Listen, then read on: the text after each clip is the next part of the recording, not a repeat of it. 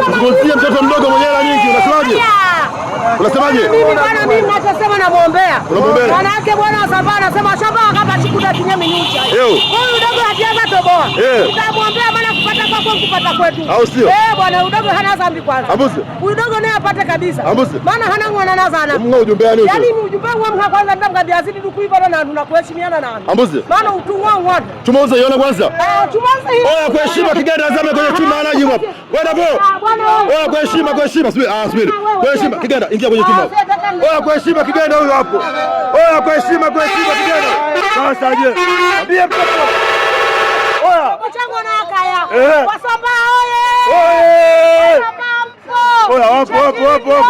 Sasa unasemaje mbona Kigenda? Hana dhambi mzee.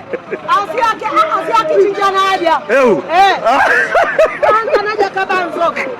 Asante shinda kishoka. Hiyo hapo. Unasemaje sasa? Oya kwenye chumba kwa heshima.